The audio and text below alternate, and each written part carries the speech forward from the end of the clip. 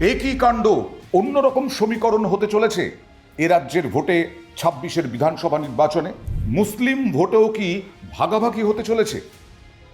আপনারা জানেন ভরতপুরের বিধায়ক, সদ্য সাসপেন্ড হওয়া তৃণমূলের বিধায়ক হুমায়ুন কবির আজকে তার দল ঘোষণা করলেন। তার জন্মদিন, সেই জন্মদিনের দিনই তার দলের জন্ম হলো জনতা উন্নয়ন পার্টি, JUP, এবং সেখানে তিনি ইশতেহারও প্রকাশ করে দিলেন। এবং এই প্রথম তৃণমূল, বিজেপি, CPIM, কংগ্রেস কেউ নয়, হুমায়ুন কবির ইশতেহার তো প্রকাশ করলেন, তার সঙ্গে সঙ্গে বেশ কয়েকজন প্রার্থীর নাম ঘোষণা করে দিলেন কলকাতা সহ। এবং তার মধ্যে দেখা গেল হিন্দুও রয়েছেন, মুসলিমও রয়েছেন, হুমায়ুন কবিরেরও ছড়াছড়ি রয়েছে। আর হুমায়ুন কবির নিজে দুটো কেন্দ্র থেকে দাঁড়াবেন ঘোষণা করে দিয়েছেন, বেলডাঙ্গা এবং রেজিনগর। এবার আসি মুসলিম ভোট। মুসলিম ভোট 30% ভোট গোটা পশ্চিমবঙ্গে ফ্যাক্টর তৃণমূলের পক্ষে, কারণ তৃণমূল বারবার সংখ্যালঘু ভোট পেয়ে এসেছে, ভোটের বড় অংশ পেয়ে এসেছে এবং 30%ই প্রায় বলা যায় পেয়ে এসেছে। এবং তার জোরে এবং মহিলা ভোটের জোরে তৃণমূল কংগ্রেস বৈতরণী পার করেছে, অনেক অনেক এগিয়ে বিজেপির থেকে। ISF দল গঠন হয়েছে, নওশাদ সিদ্দিকী একটা জায়গাতেই জয় পেয়েছিলেন। তখনও মনে করা হয়েছিল যে নওশাদ সিদ্দিকী বা আব্বাস ভাইজান তিনি কি আসলে ভোট কাটাকুটি করতে পারবেন মুসলিম ভোটে, তৃণমূলের ভোটে ভাগ বসাতে পারবেন। সেরকম কিন্তু কিছু হয়নি। মুর্শিদাবাদে বরং দুটো আসন বিজেপি পেয়েছিল এবং মুর্শিদাবাদ, মালদায় 2021-এ যথেষ্ট ভালো ফল করেছিল তৃণমূল কংগ্রেস। কংগ্রেসের আধিপত্য ছিল মালদা এবং মুর্শিদাবাদে, সেই জায়গায় তৃণমূল যথেষ্ট পরিমাণে ভালো ফল করেছিল, অর্থাৎ মুসলিম ভোটের ওপরেই নির্ভর করে। এবার আসি যে এই মুসলিম ভোটে যদি ভাগ বসান তাহলে কি হতে পারে? তৃণমূল বিপাকে পড়বে হুমায়ুন কবির যদি মুসলিম ভোটে ভাগ বসান, কারণ ইতিমধ্যেই প্রয়োজন হলে 294টা আসনেই প্রার্থী দেবেন বলে হুঁশিয়ারি দিয়ে রেখেছেন হুমায়ুন কবির। তিনি মমতা বন্দ্যোপাধ্যায়কেও আক্রমণ করছেন, বিজেপিকেও আক্রমণ করছেন, বিরোধী দলনেতা শুভেন্দু অধিকারীকেও আক্রমণ করছেন। তৃণমূল এবং বিজেপি উভয়েরই দিকে আক্রমণ। যদিও তৃণমূল বলছে যে বিজেপি আসলে টাকা পয়সা দিয়ে ফান্ডিং করছে। বিজেপি যদি করে থাকে তাহলে বিহারের নির্বাচনের কৌশলে কি নিচ্ছে বিজেপি, এই প্রশ্ন উঠছে। কারণ আপনারা জানেন সীমাঞ্চল, সেই সীমাঞ্চলে আরারিয়া, কাটিহার, কিষানগঞ্জ এই সমস্ত এলাকা পড়ে এবং সেখানে দেখা গেছে যে 40%-এর ওপরে ভোট পেয়েছে বিজেপি, এই মুসলিম ভোট। কেন? মিম দাঁড়িয়েছিল সেখানে, মিম এবং আরজেডি তো নয়, আসলে মহাজোট। সেই মহাজোটের মধ্যে ভোট ভাগাভাগি হয়েছে, মহাজোট এবং মিমের মধ্যে ফাঁকতালে বেরিয়ে গেছে কে?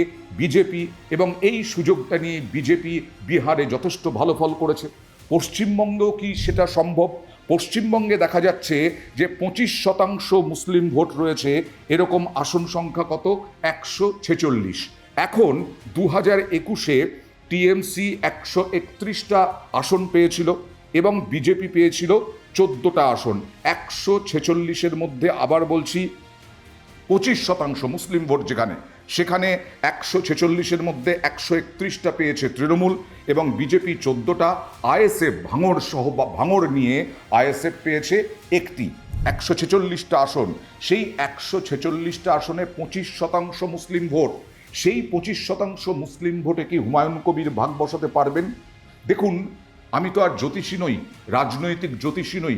আমি একজন সাংবাদিক হিসেবে বলতে পারি যে হুমায়ুন কবির মুসলিম ভোটে ভাগ বসাতে পারলেন কিনা, নাকি মমতা বন্দ্যোপাধ্যায়ের ওপরেই সংখ্যালঘুরা নির্ভর করে থাকলেন, ভরসা করে থাকলেন, সেটা তো ভোটের ফলের দিন বোঝা যাবে, কেউ বলতে পারবে না। কিন্তু যদি ভোটে ভাগ বসান তাহলে তৃণমূলের আসন সংখ্যা কমার আশঙ্কা রয়েছে মুসলিম ভোটের ওপরে নির্ভর করে। সেই জায়গা থেকে ভোট কাটাকুটিতে বিজেপির আসন সংখ্যা বাড়ার সম্ভাবনা রয়েছে, অর্থাৎ 146টা সিট যেখানে, সেখানে বিজেপির আধিপত্যের একটা সম্ভাবনা রয়েছে যদি হুমায়ুন কবির ভোট কাটাকুটি করেন। কিন্তু হুমায়ুন কবির বারবার বলছেন যে হুমায়ুন কবির ভোট কাটুয়া নন, তিনি নাকি একেবারে জয়লাভ করার জন্যই তিনি দাঁড়াচ্ছেন। এই 146টা যেখানে 25% মুসলিম ভোট রয়েছে সেটা বাদ দিলাম। এবার আসি 40%-এর ওপরে যেখানে মুসলিম ভোট রয়েছে, 40%, এবং সেখানে তৃণমূল 74টা আসনের মধ্যে 71টা আসনই লাভ করেছিল 2021 সালে, বিজেপি 2টো এবং আইএসএফ 1টি। এই যে 40%, এটা মালদা এবং মুর্শিদাবাদও রয়েছে। এই মালদা মুর্শিদাবাদে 2টো বিজেপি, মুর্শিদাবাদ এবং বহরমপুর মূলত হিন্দু নির্ভর ভোট যেখানে, সেইখানেই বিজেপি জয়লাভ করেছে। এবার আসি এই 74টা ভোটে, 74টা সিটের মধ্যে বেলডাঙ্গা রয়েছে, রেজিনগর রয়েছে, জঙ্গিপুর রয়েছে, আরও সব আসন রয়েছে মালদা সহ। এই মালদা এবং মুর্শিদাবাদে যদি ভোট কাটাকাটি হয়, হুমায়ুন কবিরের জনতা উন্নয়ন পার্টি যদি ভোট কাটাকাটি করে, তাহলে সেখানেও মুর্শিদাবাদে, অর্থাৎ মুর্শিদাবাদ জেলায় আরও সংখ্যা বাড়তে পারে বিজেপির। এবং মালদাতে ভোট কাটাকাটি হলে পরেও সেখানেও গেরুয়া শিবিরের একটা বেশি আসন পাওয়ার কোথাও একটা সম্ভাবনা তৈরি হতে পারে, যদি না নওশাদ সিদ্দিকীর এই আইএসএফের মতো আশা করে নওশাদ সিদ্দিকীরা নেমেছিলেন, সেই আশা পূরণ হয়নি।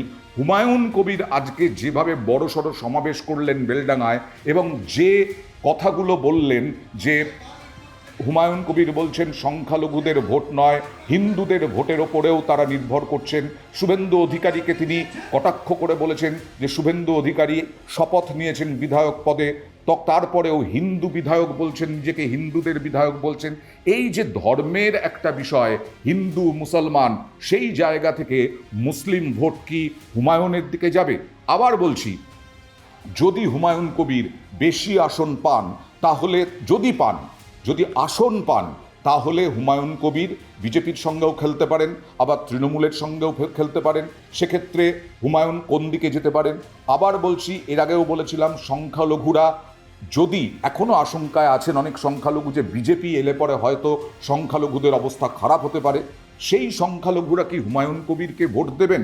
সেই সংখ্যালঘুরা কি হুমায়ুন কবিরের জনসভায় আসা মানেই সংখ্যালঘু ভোটটা কি মমতা বন্দ্যোপাধ্যায় বাদ দিয়ে হুমায়ুন কবিরকে দেবেন? কারণ মমতা বন্দ্যোপাধ্যায় জিতলে পরে, যদি জেতেন তাহলে, বা তৃণমূল যদি জেতে 2026-এ, তাহলে সংখ্যালঘুরা নিরাপদ, এটা সংখ্যালঘুরা বলছেন। সেই জায়গা থেকে সংখ্যালঘুরা কি আশা আশঙ্কার দোলাচলে থাকবেন? এটাও একটা বড় প্রশ্ন। সুতরাং আগামী দিনে কতটা হুমায়ুন কবির বুদ্ধি দিয়ে, রাজনৈতিক বুদ্ধিমত্তা দিয়ে কতটা এগোতে পারেন, এই মাত্র কয়েক মাসের মধ্যে কতটা গুছিয়ে নিতে পারেন, কতটা ভোট ব্যাংক আকৃষ্ট করতে পারেন, সবটার ওপরেই নির্ভর করছে এই 146টা এবং 74টা টোটাল যদি আমি ধরি প্রায় 220টা সিট। সেই 220টা সিটে কি হবে ফলাফল, সেটা নির্ভর করছে কতটা ভোট কাটাকাটি করতে পারেন হুমায়ুন কবির। নিজেকে ভোট কাটুয়া নাই বলতে পারেন, কিন্তু ভোট কাটাকাটি তো একেবারেই বাধ্যতামূলক দেখাই যাচ্ছে।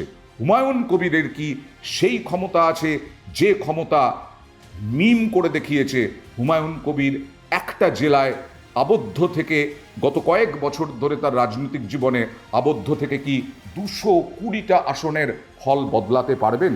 এটাই এখন সবথেকে বড় প্রশ্ন।